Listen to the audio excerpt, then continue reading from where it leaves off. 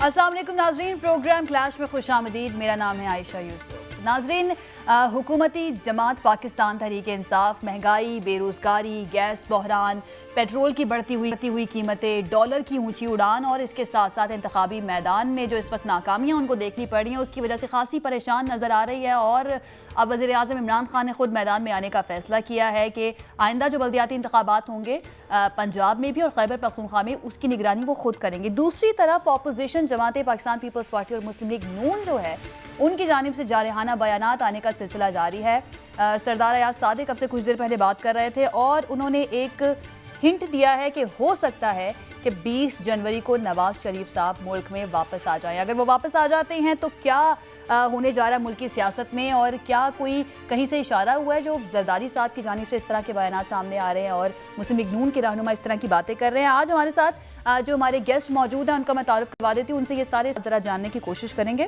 हमारे साथ इमरान याकूब खान साहब सीनियर सहाफ़ी मौजूद होंगे स्टूडियोज़ में, रज़ा रूमी साहब सीनियर तज्ज़ियाकार हमारे साथ मौजूद होंगे और आमिर ज़िया साहब सीनियर तज्ज़ियाकार में ज्वाइन करेंगे। बहुत शुक्रिया हमारे मेहमानों का हमें ज्वाइन करने के लिए। इमरान याकूब साहब, मैं आपसे आगाज़ करना चाहूँगी। सर, ये कहीं से कोई इशारा मिला है जो ये अपोजिशन जमात है, शहबाज शरीफ साहब को भी हम सुन रहे थे धड़न तख्ता होने वाला है, जरदारी साहब एक तरफ वो नून लीग के ऊपर जिस तरह की बातें कर रहे थे और अब वो जो कह रहे हैं कि मैं विफाक में जाकर जंग करूंगा और मैं एक एहतजाजी खैमा भी लगाने जा रहा हूं, ये अचानक से हुआ क्या है? ये हौसले तो बुलंद नहीं हो गए हैं इंतखाबी मैदान में कामयाबियों के बाद? बिस्मिल्लाहिर्रहमानिर्रहीम। आयशा, देखिए, जो सियासत होती है ना, हमेशा मफरूज़ों पे होती है। बाज़ चीज़ें हैं जिनके बारे में पहले सोचा जाता है, समझा जाता है और फिर उसके मुताबिक जो सियासी जमातें हैं वो अपनी वर्किंग शुरू कर देती हैं। लेकिन हमारे यहाँ क्योंकि सियासत में कुछ हलकों का रोल इस तरह से होता है कि उनकी मर्ज़ी के बगैर या उनकी मदद के बगैर आम तौर पे कुछ इतना आसानी से मुमकिन नहीं होता। अब कहा यह जा रहा है कि उन हलकों की तरफ से हुकूमत को वो सपोर्ट हासिल नहीं रही, या आम अगर अल्फाज में कहा जाए कि जो 3.25 साल से एक पेज की बात की जा रही थी वो शायद एक पेज उस तरह से नहीं रहा, क्योंकि उन हलकों ने भी शायद ये महसूस किया है कि इमरान खान साहब बतौर वजीर आज़म उस तरह से वो डिलीवर नहीं कर पाए जिस तरह से उन्हें डिलीवर करना चाहिए था। अब ये अलग बहस है कि वो वाकई डिलीवर नहीं कर पाए या उनको हालात ऐसे मिले। अब जैसे हमने इमरान खान साहब का जो चलाया वजीर आज़म साहब का, तो वो तो बेचारे रोना रो रहे थे कि जी हम क्या करें, ज़रा सी हम कोशिश करते हैं तो साथ ही फिर डॉलर ख़त्म हो जाते हैं, हमें IMF के पास 20 दफ़ा जाना पड़ता है। तो गुजारिश ये तो उन्हें वज़ीर आज़म बनने से पहले भी पता था। यही सवाल मैंने बार बार पाकिस्तान तहरीक इंसाफ के रहनुमाओं से किए हैं कि अगर आपको मालूम नहीं था तो ये जिस वक्त आप ऑपोजिशन में थे, आपको उस टाइम पे ये बताना भी चाहिए था कि हमें इतना आइडिया नहीं है, लेकिन हम आके कोशिश करेंगे कि हम ठीक करें और वक्त लगेगा इसको ठीक करने में। तो वो कहते हैं कि नीयत तो साफ है ना, ये तो कोई जवाब नहीं है। आयशा, गुजारिश ये कि ये तो कहते थे कि हमें सब पता है, हमने उसका होमवर्क कर रखा है, हमारे पास 200 एक्सपर्ट्स की टीम मौजूद है, रज़ा रूमी साहब, आमिर ज़िया साहब दोनों हमारे साथ मौजूद हैं, वो भी बताएंगे। ये तो इतने बुलंद नारे लगाते थे, दावे करते थे और ये लगता था कि 200 एक्सपर्ट्स जो हैं वो आएंगे तो ऐसा चमत्कार होगा कि चीज़ें बेहतर हो जाएंगी। फिर बाहर से जो हजारों अरब डॉलर आने थे, अनफॉर्चुनेटली वो भी ना आ सके।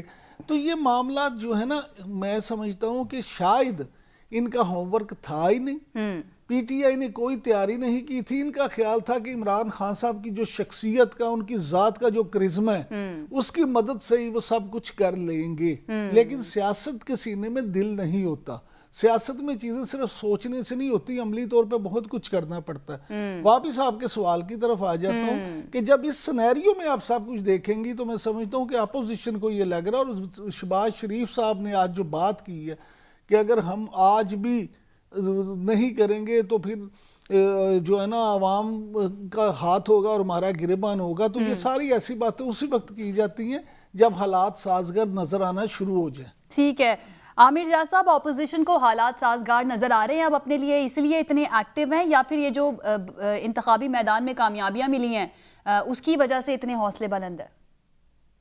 इसमें जो है दिलचस्प बात ये है کہ یہ پہلی مرتبہ تحریک انصاف کے ساتھ نہیں ہو رہا کہ 2-3 برس کے بعد جو ہے پورا ماحول یا پوری فضا جو ہے وہ لگتا ہے کہ حکومت وقت کے خلاف ہو گئی ہے. ہماری جو جمہوری حکومتیں ہیں یہ اسی جو ہمیشہ سے ہوتا ہے اسی کا تسلسل ہے. 90 کی دہائی کو یاد کریں آپ، 2 مرتبہ بے نظیر صاحب اور نواز شریف صاحب کو موقع ملا، 18-20 ماہ کے بعد یہی صورتحال ہوتی تھی کہ جو کہ آج پی ٹی آئی کی ہے. پھر مشرف صاحب کے دور حکومت کا جب خاتمہ ہوا، پھر ہم نے دیکھا کہ زرداری صاحب کی حکومت تھی اور ان کے 2 وزراء اعظم جو تھے بعد دیگرے، اس میں بھی آپ یاد کریں کہ کتنی انسٹیبلٹی تھی. یہی کچھ نواز شریف صاحب کے ساتھ ہوا. تو پہلا میرا یہ بیان کرنے کا مقصد یہ ہے کہ ہمارے اس پورے نظام کے خمیر میں ایک طرح کا عدم استحکام ہے. یہاں پر اگر آپ کو بھی وزیر اعظم بنا دیا جائے تمام تر نیک خواہشات اور اس کے ساتھ کہ آپ بہت ایماندار ہیں، تو غالباً کیونکہ اس نظام میں عدم استحکام ہے اور ہمارا جو سسٹم ہے اس میں اس کی وجہ سے کچھ عرصے کے بعد جو ہے یہی صورتحال ہوگی. عوام جو ہے پاکستان کے، اور ہم ہمیشہ ترقی پذیر ممالک میں یہ مسئلہ رہتا ہے کہ ہر 2-3 برس کے بعد ان کی توقعات اتنی زیادہ ہوتی ہیں اور حکومت وقت جو ہے اس کو پورا نہیں کر سکتی. ظاہر ہے کہ ایک ترقی پذیر ملک ہے تو انگریزی میں ایک ٹرم ہوتی ہے جی 2 year itch یا 3 year itch. ہر 2-3 سال کے بعد ایک خارش سی ہوتی ہے جس میں ہوتا ہے کہ جس کو تبدیل کر دینا چاہیے. تو یہ اسی کا تسلسل بھی ہے. اب اس میں عمران خان صاحب کے ساتھ جو مسئلہ ہوا کہ انہوں نے توقعات لوگوں کی حد سے زیادہ بڑھا دی، لیکن انہوں نے ایک اور جو ان سے میرے خیال میں بہت بڑا ایک میں سمجھتا ہوں کہ نادانی ہوئی، وہ یہ کہ انہوں نے سسٹم میں رہتے ہوئے کام کرنا قبول کیا. اور اس سسٹم کے اندر ان کے پاس نہ 2/3 اکثریت تھی، نہ ان کے پاس وہ تجربہ تھا، نہ وہ جوڑ توڑ وہ اتنا وہ کر سکے اتنی شاطر طریقے سے کہ وہ اپنے ایجنڈے پر عمل درآمد کر سکتے جو کہ عوام کی بھلائی کا ہو. ان کی سیاست کا بنیادی کارنر سٹون جو تھا وہ احتساب تھا.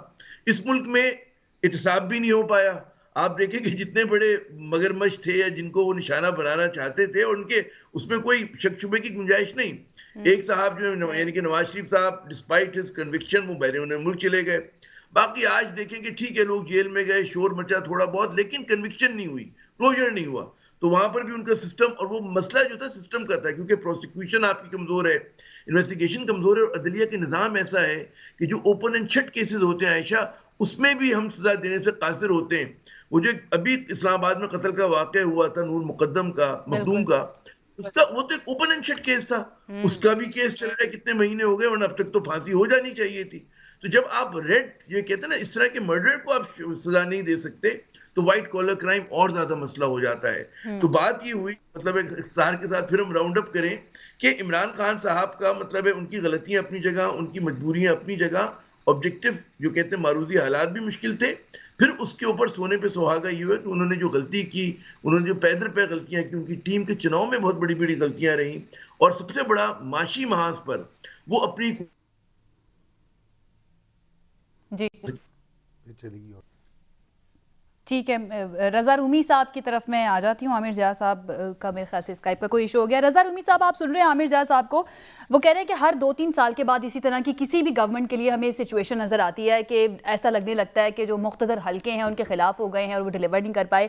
تو عوام کی توقعات جب کوئی جماعت اپوزیشن میں ہوتی ہے تو وہ بہت زیادہ بڑھا دیتی ہے، تو وہ تو ان توقعات کو ایکسپلائٹ کرتے ہیں، انہی کے بیس پہ ووٹ لے کر وہ جب گورنمنٹ میں آتے ہیں تو پھر وہ اسی طرح کی چیزیں کرتے ہیں جیسے پچھلے سیاستدان کر چکے ہیں. یہی چیز ہم پاکستان تحریک انصاف کی گورنمنٹ میں بھی دیکھ رہے ہیں. ان کے بہت سارے رہنما یہی بات کرتے ہیں دیکھیں ہمارے سسٹم میں خرابی ہے، ہمارے ادارے اس طرح کے ہیں، ہم نے یہ کرنا تھا ہم کر نہیں پائے.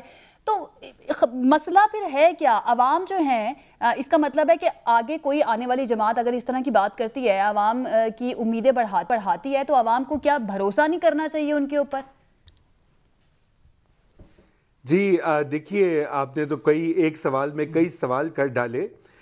بنیادی بات جو عامر ضیاء صاحب کہہ رہے ہیں وہ ٹھیک ہے کہ ہر 2-3 سال بعد نہ صرف یہ ہوتی ہے بلکہ لوگ اسپیکولیٹ کرنا شروع ہو جاتے ہیں کہ یہ حکومت گئی، اب نکالی جائے گی، اب تبدیلی ہو جائے گی.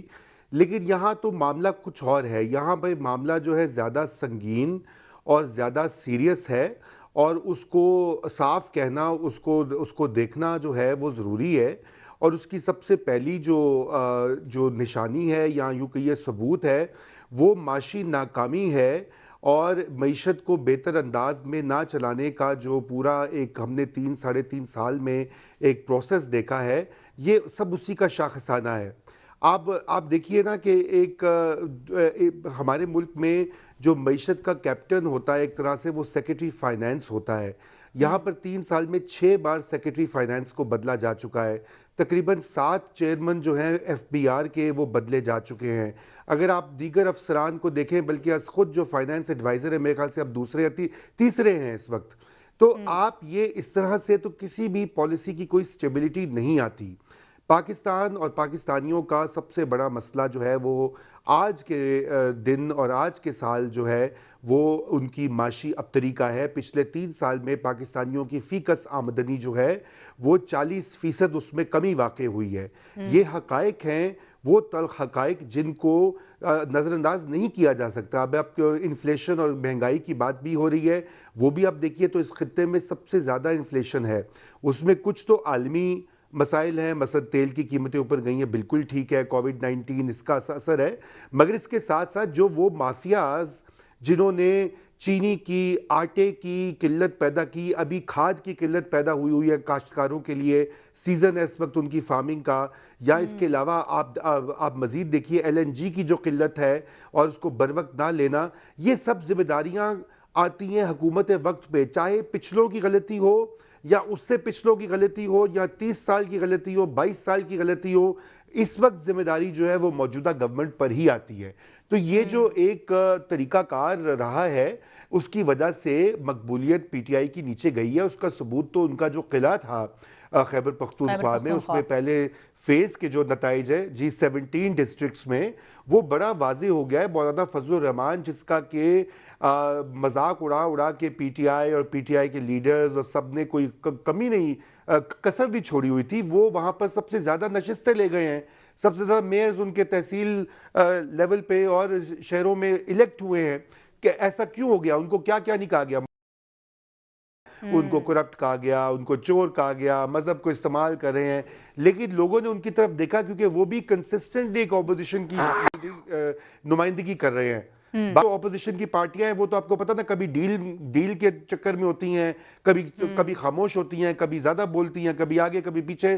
رضا رومی صاحب، اب یہ لوگ پھر اشارے بھی تو دے لگتے ہیں نا، ان کے بیانات سے ایسا محسوس ہوتا ہے کہ واقعی میں اب ان کے ساتھ شاید کسی نے رابطہ کیا ہے۔ زرداری صاحب کھلے عام انہوں نے یہ بات کی ہے ایک جلسے میں یا اپنے رہنماؤں سے ایک سٹیج پر کھڑے ہو کر کہ میرے پاس آئے تھے کہ کوئی فارمولا بنائیں، تو میں نے ان کو واپس بھیج دیا کہ آپ لوگ پہلے اس کو گھر بھیجیں، اس کے بعد ہم ملک کو ٹھیک کریں گے۔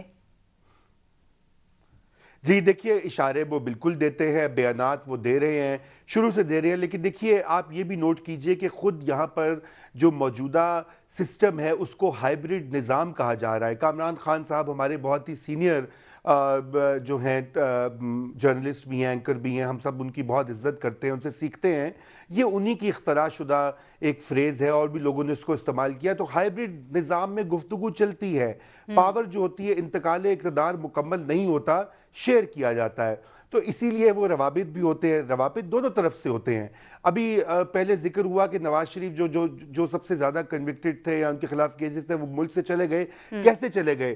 نواز شریف کیا اتنے طاقتور ہے کہ وہ ان کے پاس پیسے تو ہیں ان کے پاس کہ وہ اپنا جہاز لے کے اس میں بیٹھ کے تو نکل گئے، رفو چکر ہو گئے اسپتال سے؟ قطر نہیں، ان کا باقاعدہ اسی کابینہ کے ممبران نے ان کو جانے کی اجازت دی۔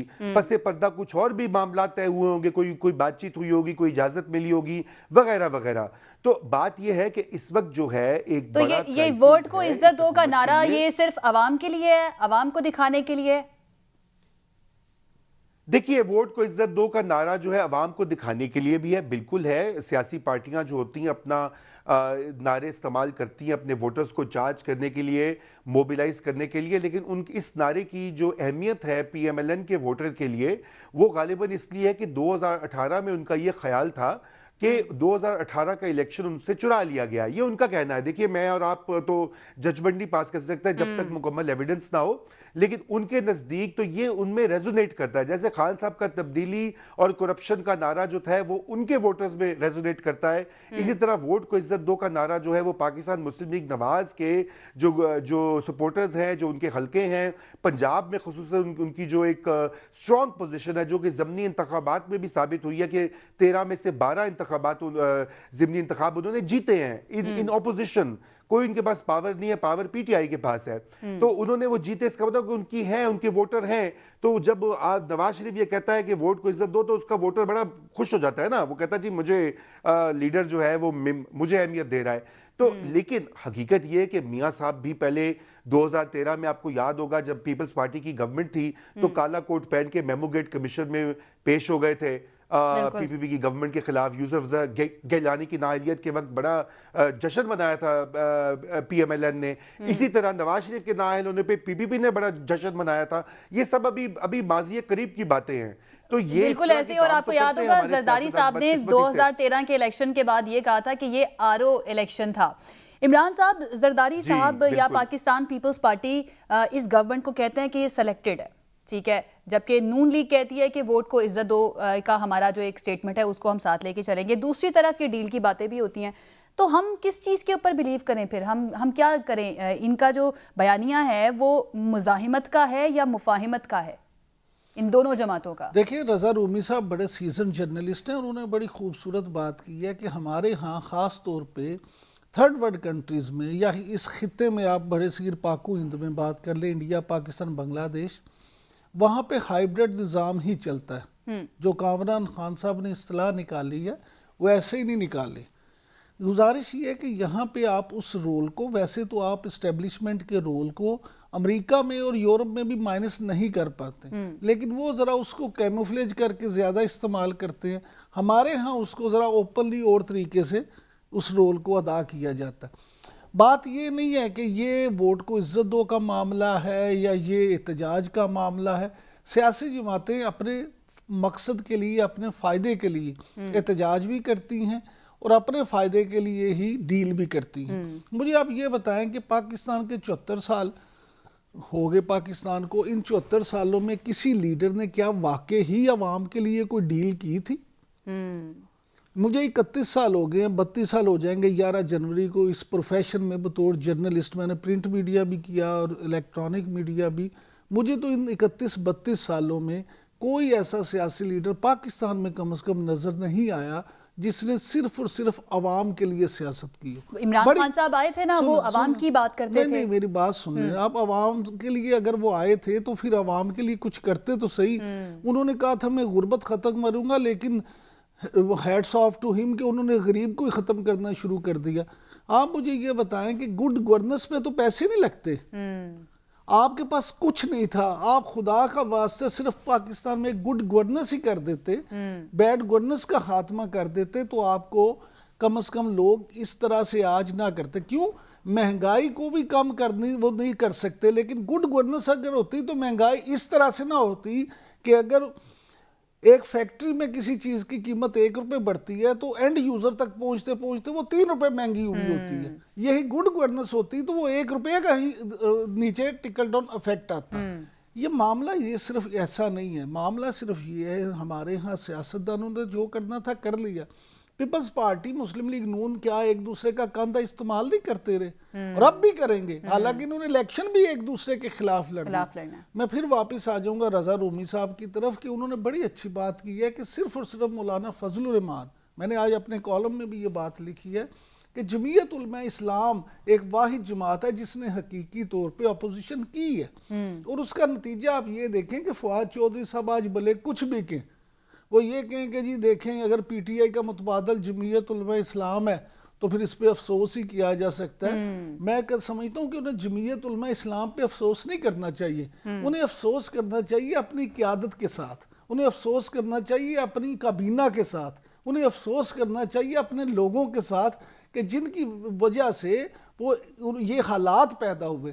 آپ تو کہتے تھے کہ میں یہ سٹیٹس کو کے خلاف ہوں, اور آپ نے خاندانی سیاست, موروثی سیاست کے خلاف باتیں کی, اور پھر آپ نے وہاں میئرز کے لیے ٹکٹ دے دیے سب اپنے کابینہ کے ممبر کے, جو کسی کے چچا کو, کسی کے بھائی کو, کسی کے بیٹے کو. تو عوام نے آپ کو ان 17 اضلاع میں, جو پہلے مرحلے میں انہوں نے وہ اضلاع چنے تھے جہاں ان کو یہ اپنا سٹرونگ ہولڈ سمجھتے تھے, وہاں پہ اگر ان کے ساتھ یہ ہوا ہے تو سوچیں دوسرے مرحلے میں جب دوسرے اضلاع میں ہوگا تو اس کا کیا نتیجہ نکلے گا. اور پھر جب عوام کو یہ نظر بھی آ رہا ہو کہ وہاں پہ یہ پی ٹی آئی اپنے اضلاع میں آ چکی ہے تو پھر اس کا بھی اثر دوسرے شہروں میں پڑے گا.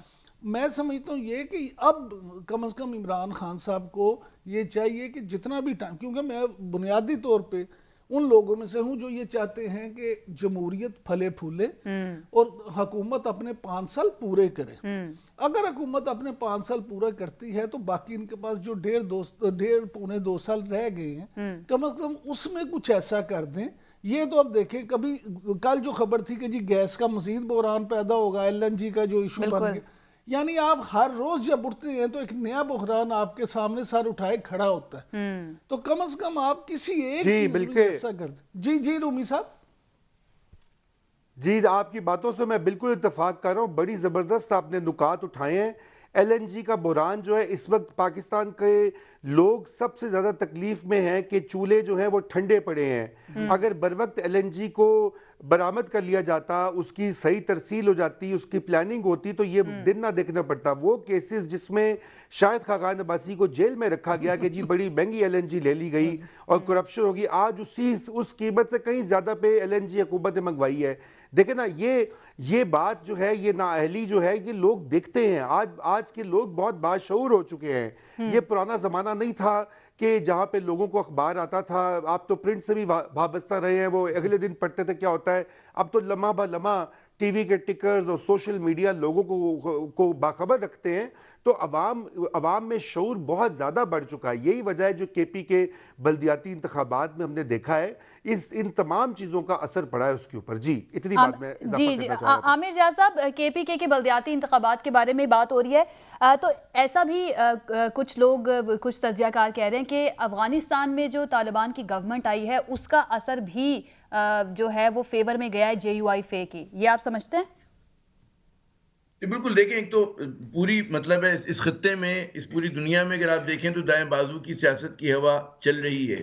اور عمران خان صاحب خود بھی جو ہے ایک طرح کا سینٹر آف دا رائٹ یا رائٹ آف دا سینٹر کے اوپر انہوں نے اپنی پولیٹکس کی ہے. لیکن اب مزید کہتے ہیں نا کہ کم از کم KP کی جو وہ ہے انتخابی سیاست، وہ مزید دائیں بازو کی طرف اس کا جھکاؤ ہوا ہے. اور یہ صورتحال جو ہے صرف تشویش کا باعث صرف PTI کے لیے نہیں ہونا چاہیے، پاکستان پیپلز پارٹی، ANP اور PML نون تینوں کے لیے ہونا چاہیے. اور اگر یہ جو ہے کہتے ہیں ہوا مزید چلتی ہے کہ یہاں پر آپ دیکھتے ہیں کہ جی دیوبندی ووٹ بینک اس طرح سے موبلائز کیا گیا، کل کو جی ہم دیکھتے ہیں کہ بعضی اور انتخابات میں TLP جو ہے وہ ہم ٹھوک کر میدان میں آ جائے گی، اور مذہبی جو جماعتیں ہیں جن کی بنیادی جو ہے وہ کہتے ہیں نا کہ سیکٹیرین ان کی اورینٹیشن ہے، تو اس پہ جو ہے وہ پاکستان کی کہتے ہیں سیاست کے لیے جو ہے یہ کوئی نیک شگون نہیں ہے. وہ جو ہم ہمیشہ کہہ دیتے ہیں بعض جملے کہ جی عوام کا جو اجتماعی شعور ہوتا ہے وہ بہت مطلب بہتر ہوتا ہے، لیکن بعض اوقات اجتماعی وہ جو شعور ہوتا ہے وہ خودکشی بھی کرتا ہے. وہ جو ہوتا ہے ہٹلر کو بھی لے کر آتا ہے. وہ کراچی میں ہم نے دیکھا تھا کہ اجتماعی شعور جو تھا وہ متحدہ قومی موومنٹ کو بھی اس نے بہت آگے لے کر گیا تھا، ایتھنک پارٹیز کو، سیکٹیرین پارٹیز کو. اور آپ وہ پارٹیز جو کہ نفرت کی اور تعصب کی سیاست کرتے ہیں، تو ہمیشہ یہ درست لیا نہیں ہے. میں نہیں اس بات کو تسلیم کرتا. بعض اوقات ہجوم جو فیصلہ کرتا ہے وہ غلط فیصلہ ہوتا ہے. اور ہمیشہ دیکھا جاتا ہے یقیناً عمران خان صاحب کی حکومت میں اور ان کی اس میں جماعت میں بہت زیادہ تنقید کر سکتے ہیں ان کی جو چوائسز رہی ہیں، ان کی جو حکمت عملی رہی ہے، ان کی جو ترجیحات رہی ہیں. لیکن پھر سوال ہوتا ہے کہ عمران خان ناکام ہو گئے ہیں یا ہونے والے ہیں جیسے کہ پیش گوئی کی جا رہی ہے، اس کے بعد جو ہے متبادل کیا ہے؟ وہی ٹرائڈ اینڈ ٹیسٹڈ چہرے کہ جنہوں نے ہمیشہ سے اس ملک کو لوٹا، جن کے بارے میں شبے کی گنجائش نہیں ہے، جن پہ بدعنوانی کے کیس ہیں. اور یہ کوئی جواز نہیں ہے کہ جناب کیونکہ کیس پروف نہیں ہو رہا. تو میں نے ہمیشہ کہتا ہوں کہ پروف تو وہ ایک آپ کے مرڈر، ایک قاتل کے کیس بھی ہمارے یہاں کیس جو ہے وہ آسانی کے ساتھ کلوجر نہیں ہوتا. تو وائٹ کالر کرائم تو اور بھی بات ہے.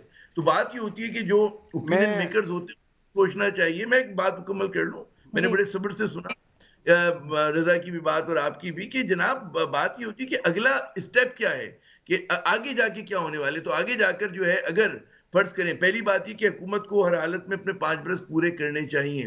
اور بہت ساری چیزیں مجھے بڑی حیرت ہوتی ہے کہ وہ جماعتیں جو جمہوریت کا راگ دن رات تلاپتی ہیں، وہ پیپلز پارٹی ہو، نون لیگ ہو، آج وہ اسی اسٹیبلشمنٹ کو دعوت دے رہی ہیں جس کے خلاف ہمیشہ کہتی ہیں کہ جی وہ مداخلت کرتے ہیں. یعنی کہ وہاں پر یہی خواہش ہے کہ جناب ان سے ہاتھ ملا کر ان کے ذریعے جو ہے وہ ایک چور دروازے کے ساتھ جو ہے حکومت کو گرایا جائے اور اپنے لیے راہ ہموار کی جائے. ماضی میں خود بھی بینیفیشری رہے، اس حکومت کو بھی تنقید کا نشانہ اسی بیس پہ بناتے ہیں اور آگے خونی کے ساتھ رابطے کر رہے ہیں. یہیں سے اپنی بات کو ہم آگے بڑھائیں گے، ایک بریک ہمیں لینی ہے. Stay with us.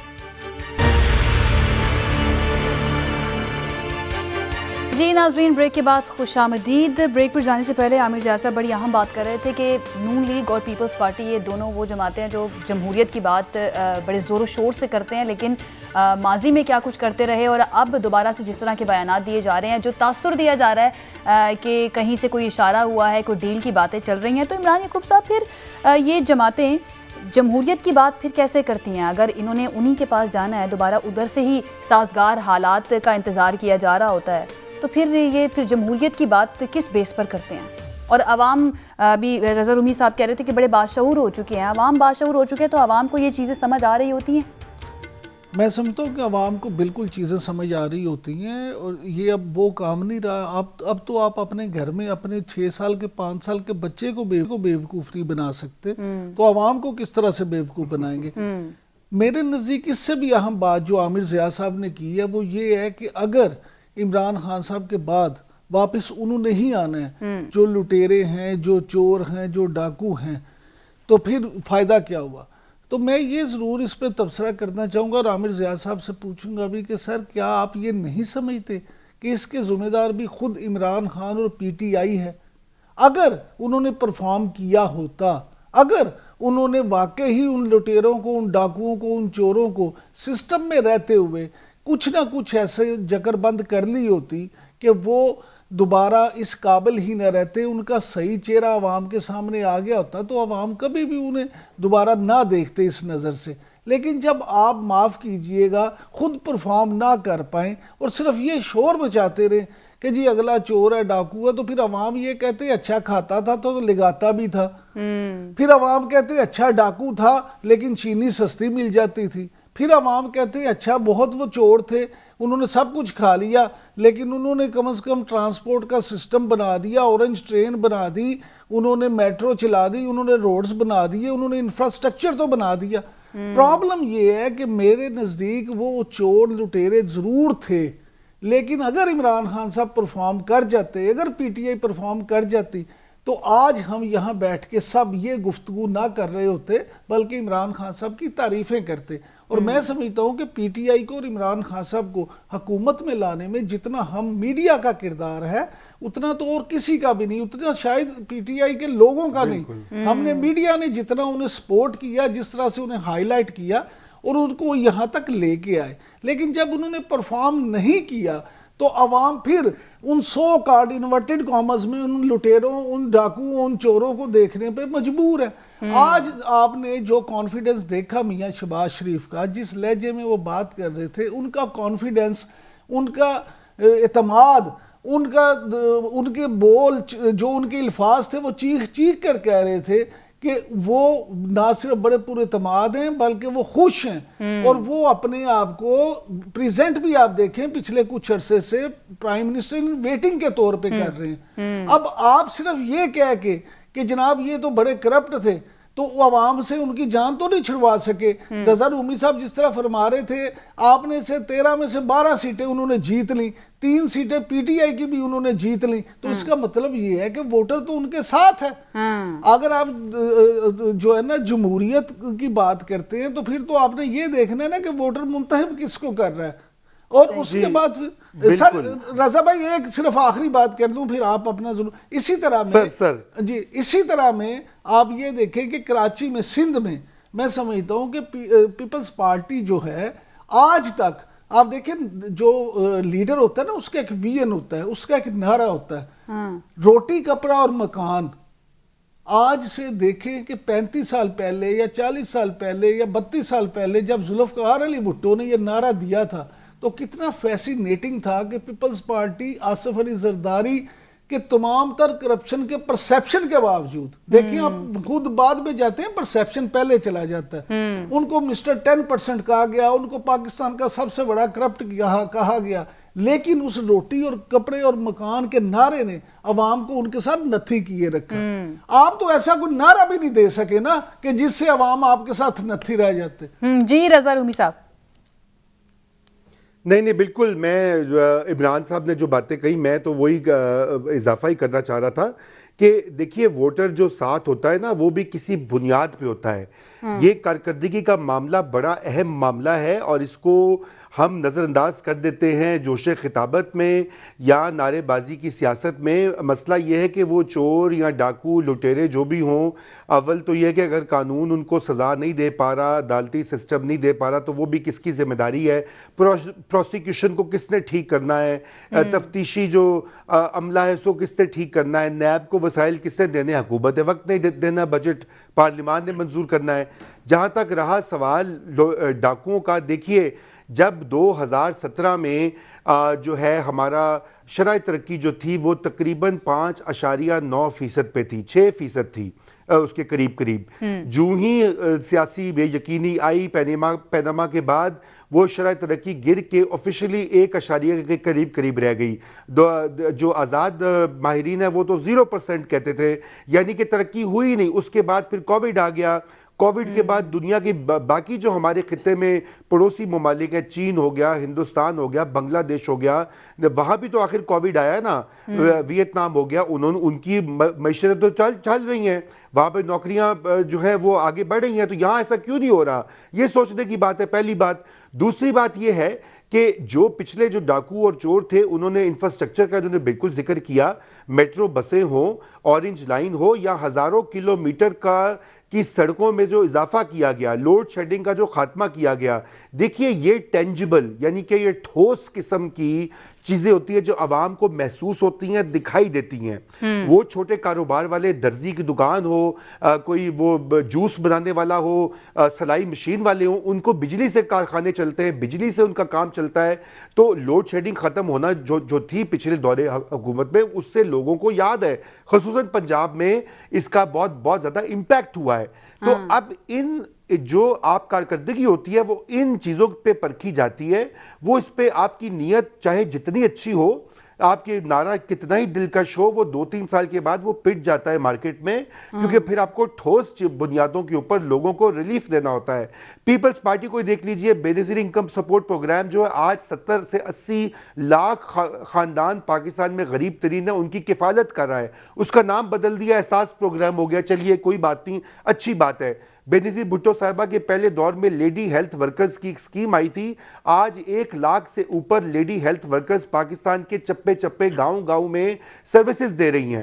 وہ خواتین ان لوگوں کو جن کے پاس کوئی میڈیکل فیسلٹیز نہیں ہیں, ان کے پاس قریب کوئی ڈاکٹر یا اچھا اسپتال نہیں ہے, ان کو پرائمری ہیلتھ کیئر مل رہی ہے. یہ چیزیں لوگوں کو یاد رہتی ہیں. کوئی تو ایسا کام, اچھا اب یہاں پہ صحت کارڈ اور یہ وہ اس کا اجرا کیا گیا, اچھی باتیں, ان کو ویلکم کرنا چاہیے, لیکن یہ کام پہلے ہو جانا چاہیے تھا. رضا رومی صاحب, کل پی ٹی آئی کے ایک رہنما سے بات ہو رہی تھی تو ان سے میں نے اسی طرح سے یہی سوال کیا کہ آپ لوگوں نے اگلا الیکشن نہیں لڑنا ہے, جو اس وقت صورتحال ہے ملک کی, مہنگائی اتنی زیادہ ہے, سب چیزیں جو ہیں وہ نظر آ رہی ہیں کہ آپ کی حکومت کے خلاف ہیں. تو انہوں نے یہ کہا کہ خان صاحب نے یہ کہا ہے کہ ان دا لانگ رن ملک کے لیے جو چیزیں ٹھیک ہیں ہم نے وہ کرنی ہے, چاہے ہم اگلا الیکشن ہار جائیں. تو عامر ضیاء صاحب, آپ کو کیا لگتا ہے کہ کیا واقعی میں ان کے لیے امپورٹنٹ نہیں ہے پاکستان تحریک انصاف کے لیے اگلا الیکشن جیتنا, اس لیے وہ یہ چیزیں کرنا چاہ رہے ہیں جو ان the long run, I don't know ویسے وہ کون سی چیزیں ہیں جو ان دا لانگ رن پاکستان کے لیے بہتر ہوں گی؟ جو مسئلہ یہ کہ وہ کہتے ہیں نا کہ ایک زہر کو آپ قند نہیں کہہ سکتے, تو یہ نہیں کہہ سکتے کہ جناب انہوں نے فلاں کام کیا تھا ماضی کی نواز شریف صاحب کی حکومت نے. بات یہ تھی کہ جب 5% گروتھ تھی اور وہ بوروڈ منی پہ وہ گروتھ اگر تھی تو اس کے نتیجے میں آپ نے دیکھا ایک تاریخی کرنٹ اکاؤنٹ ڈیفیسٹ جب یہ حکومت آئی تو اس کو سنبھالنا پڑا, اور جاتے ہی پہلے دن سے ہی اس حکومت کی ذمہ داری یہ بن گئی تھی کہ کہیں سے وہ بھیک مانگ کر آئیں, ادھار مانگ کے لائیں, اس کرنٹ اکاؤنٹ ڈیفیسٹ کو یعنی کہ جاری کھاتا جو ہے آپ کو اس کو بیلنس کریں. تو بات یہ ہوتی ہے کہ جو معاشی بحران آتا ہے وہ ایک دم نہیں آتا, اس کی جو جڑیں ہوتی ہیں وہ بہت برس میں بنتی ہیں. اور آج جو یقیناً میں نہیں کہتا کہ انہوں نے غلطیاں نہیں کی اور ان کی چوائسز بہت ساری غلط تھیں, لیکن ہمیں بطور صحافی, بطور تجزیہ کار چیزوں کو سیاق و سباق کے ساتھ رکھنا ہماری ذمہ داری ہے. اور وہ سیاق و سباق یہی ہے کہ اگر بات کریں کہ جی مشرف صاحب کے دور حکومت میں 5-6 برس تک جو ہے ایوریج جو گروتھ ریٹ تھی وہ 7% سے زیادہ ہوا کرتی تھی. تو بات یہ ہوتی ہے کہ اکنامک جو آپ کی جی ڈی پی گروتھ ہوتی ہے بڑا وہ امپورٹنٹ وہ ہوتی ہے کلیہ ہوتی ہے. لیکن پھر ہم نے دیکھا پاکستان پیپلز پارٹی ہے وہ دھڑام سے گر گئی. نواز شریف صاحب کی شروع کے کتنے برس میں آپ دیکھیں پی ایم ایل نون کے گروتھ جو تھی وہ 2% 3% رہی, آخری برس میں جا کے, اور اس کے اوپر الزام لگتا رہا کہ انہوں نے جو ہے وہ فگرز کو فج کیا ہے اور انہوں نے جناب ہیوی بوروئنگ کی ہے, پورے ملک کو جو ہے مقروض کر دیا, جس کی بنیاد پر پاکستان آج تک نہیں پنپ سکا. اب ہم یہ کیسے بھول جائیں میری سمجھ میں نہیں آتا, کیونکہ آپ جو بھی بات کریں گے وہ کانٹیکسٹ کے اندر کریں گے. تو صرف آپ یہ کہتے ہیں بہت آسانی سے کہ جی عمران خان سے ہر زیادتی شروع ہوئی, ہر مشکل کے ذمہ دار ہوا, ایسا نہیں ہوا. عمران خان صاحب ان سے سر توقعات اس لیے زیادہ ہیں کہ انہوں نے امیدیں بہت زیادہ بڑھا دی تھی نا عوام کی, اپنے جلسوں میں کھڑے ہو کے انہوں نے جو بات کی کہ ایک آئی ایم ایف کا راستہ ہے اور ایک دوسرا راستہ ہے, دوسرے راستے کی طرف میں جاؤں گا. اب وہ دوسرا راستہ تو ہے ہی نہیں, وہ تو خود آئی ایم ایف کی طرف جا رہے ہیں. نہیں بالکل درست کہہ رہی ہیں. میں کہہ رہا ہوں عمران صاحب کی رضا رومی صاحب میں آپ کی طرف آتی ہوں, ذرا لیٹ ہم کمپلیٹ پلیز. جی عامر صاحب, بے شمار جو غلطیاں ہوئی ہیں عمران خان صاحب سے, اس میں جو سب سے بڑی غلطی تھی دیکھیں وہ یہ کہ انہوں نے سسٹم کے اندر رہتے ہوئے انہوں نے کہا کہ جی کیونکہ سسٹم میں الیکٹیبلز کو آنا ہے تو انہوں نے اپنی پولیٹکس کو ڈائلیوٹ کیا. جو 22 سال انہوں نے سیاست کی تھی جم کے, اس کی نفی کر کے وہ الیکٹیبلز کو اپنی پارٹی کے اندر لے کر آئے. تو نتیجتاً عمران خان کی پولیٹیکل پارٹی کا جو کلاس کریکٹر ہے وہ مور اور لیس ویسے ہی ہے کہ جو پاکستان پیپلز پارٹی یا نون لیگ کا ہے. اور ظاہر ہے کہ جو ان کا کلاس کریکٹر اس کے حساب سے یہ لوگ اقدامات بھی کریں گے. عمران خان صاحب تنہا تو چیزوں کو نہیں ٹھیک کر سکتے, اور اسی لیے آپ نے دیکھا کہ ناکام ہے, اور اسی لیے ان کے اوپر اتنی زیادہ تنقید ہو رہی ہے. لیکن میرا صرف عرض یہ کہنا ہے کہ تنقید بالکل کریں, ہم بھی کرتے ہیں, لیکن چیزوں کو کانٹیکس میں ڈال کے کریں. یہ نہ کریں کہ جی وہ جو پچھلا دور حکومت تھا وہاں پر مطلب دودھ و شہد کی نہریں بہ رہی تھی, ہمیں بھی یاد ہے مطلب ہے کہ کیا وہاں پر صورتحال تھی. ڈار صاحب کیا کرتب انجام دیا کرتے تھے, اس کے بعد کس طرح سے انہوں نے مصنوعی طور پر ڈالر کی قیمت کو روکا ہوا تھا. پھر مفتاح اسماعیل جو وزیر خزانہ تھے انہوں نے کیا اقدامات کیے. تو ہمیں سب کچھ یاد ہے اور ہمیں پتا ہے کہ کیا ہے. بات یہ المیہ یہی ہے جو میں بار بار اسٹریس کرتا ہوں کہ اس نظام کے ڈی این اے میں عدم استحکام ہے. اس میں کوئی بھی آ جائے کہ آپ کا نظام جو ہے یہ جمہور دوست نہیں ہے. پارلیمنٹ میں جو لوگ آتے ہیں وہ پاپولر ووٹ پہ نہیں آتے, وہ بریانی کی پلیٹ کھلا کر آتے ہیں. اس نظام کو ٹھیک کس نے کرنا ہے رضا رومی صاحب, کون ٹھیک کرے گا اس نظام کو؟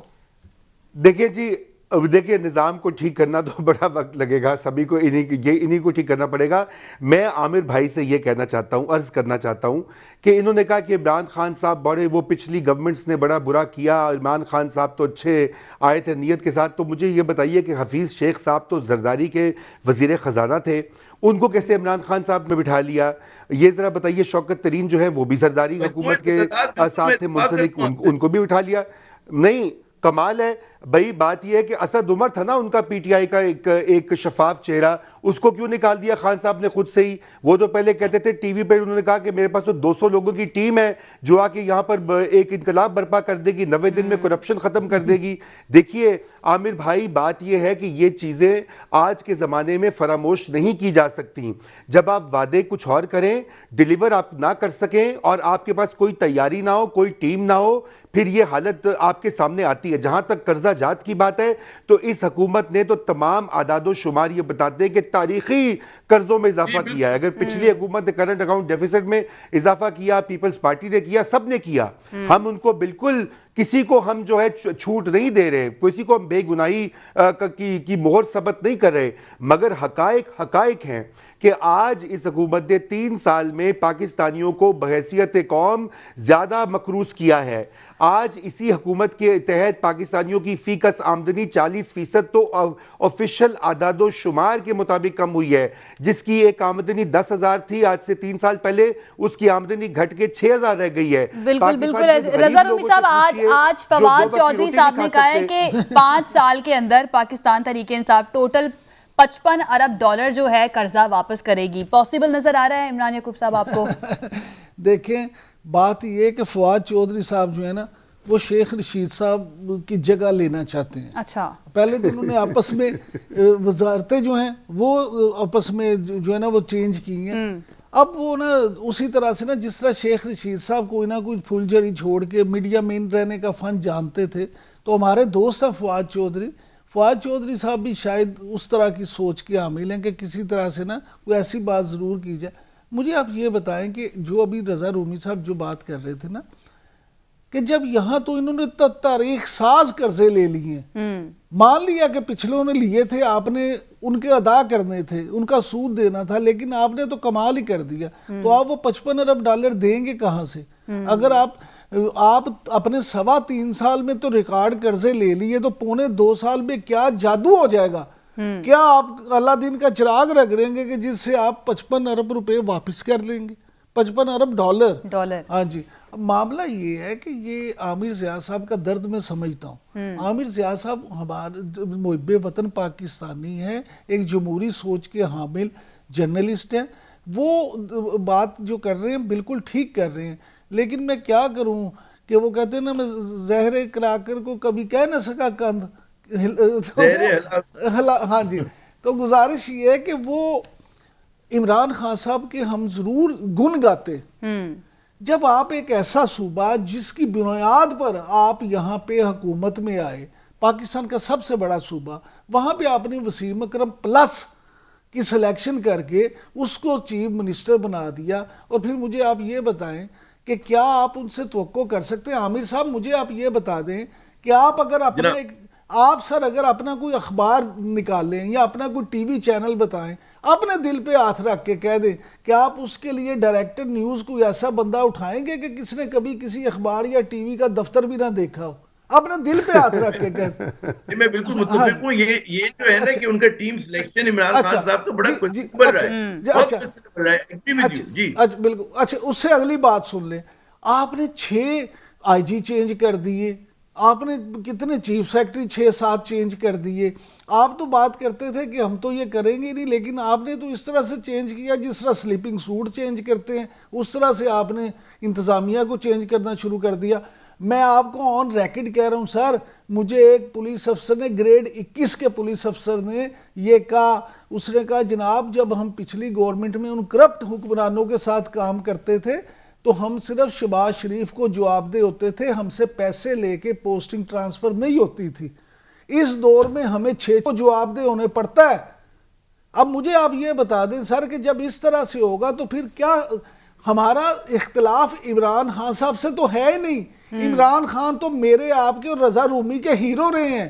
ہم تو اپنے بچپن سے ہم نے جس بندے کو اپنا ہیرو تصور کیا پہلے دن سے وہ عمران خان ہے.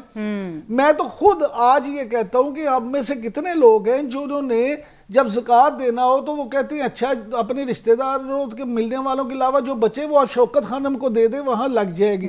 لیکن کیا ہم نے اس لیے یہ ہیرو بنایا تھا, یہ بت اس لیے تراشا تھا کہ بعد میں وہ بت ہمیں ہی پاش کر دے, وہ بت بعد میں ہمارا عوام کا وہ حال کر دے. آپ یقین کریں کہ اس وقت لوگ مہنگائی سے اتنے تنگ آ چکے ہیں, جب روپے کی قیمت جیسے انہوں نے کہا 60 پیسے رہ جائے گی تو خرچے تو بڑھ رہے ہیں, پیسے آپ کے کم ہو رہے ہیں, ویلیو کم ہو رہی ہے, قیمتیں بڑھتی جا رہی ہیں. میں آپ کو سچ کہوں آپ حیران ہوں گے, لوگوں نے اپنے بچوں کو سکولوں سے اٹھا لیا. وہ کہتے ہیں ہم فیس نہیں دے سکتے, ہم 2 وقت کی روٹی کا. ابھی مجھے کیمرہ مین بتا رہا تھا کہ جناب میرے گھر کے 42 یونٹ چلے ہیں اور 2600 روپے بل آ گیا. مجھے آپ یہ بتائیں جس بچے کے 42 صرف یونٹ چلے ہوں بجلی کے اور اس کو 2600 روپے بل آ جائے, وہ چیخے گا نہیں تو کیا کرے گا؟ وہ بالکل ایسا ہی ہے. آخری منٹ ہے میرے پاس. رضا رومی صاحب یہ آخری میں آپ سے سوال کرنا چاہوں گی, کیا حالات اتنے سازگار ہو گئے ہیں اپوزیشن کے لیے کہ نواز شریف صاحب ملک میں واپس آ جائیں؟ کیونکہ سردار صادق صاحب اب سے تھوڑی دیر پہلے کہہ رہے تھے کہ واپس آنے والے ہیں نواز شریف صاحب, اور اس کے بعد پھر اپوزیشن کی سیاست میں مزید تیزی دیکھیں گے.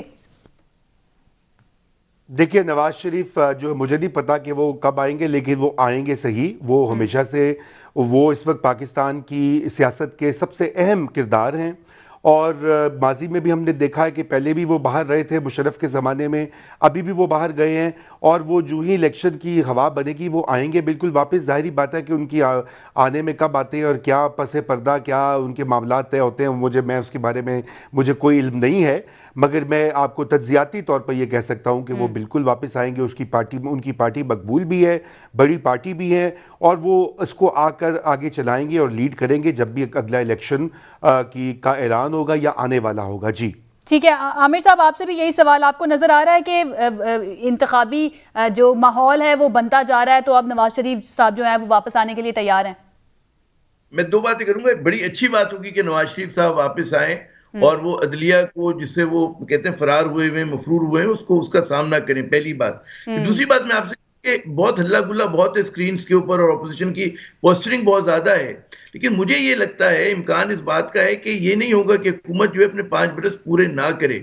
غالب امکان یا تو خیر کوئی آسمانی سلطانی پڑ جائے، وہ ایک بالکل الگ بات ہے، کیونکہ وہ نہ اپوزیشن اس بات کو، میرے خیال میں جو سنجیدہ لوگ ہیں وہ چاہیں گے کہ ایسی روایت پڑے کہ پریسیڈنٹ پڑے کہ جناب حکومت جو ہے وہ محلاتی سازشوں کی وجہ سے گرا دی گئی ہو. اور اسی طرح جو اسٹیبلشمنٹ پہ بہت تنقید ہوتی ہے، اور اپوزیشن خود کہتی ہے کہ ان کو سیاسی شہید نہیں بننے دیا جائے گا. ہمارے پاس وقت ختم ہو. بہت شکریہ ہمارے مہمانوں کا ہمیں جوائن کرنے کے لیے. ناظرین، یہ تھا ہمارا آج کا پروگرام. اگلے ہفتے پھر حاضر ہوں گے. اپنا خیال رکھیے. ہمیں اجازت دیجیے. اللہ حافظ.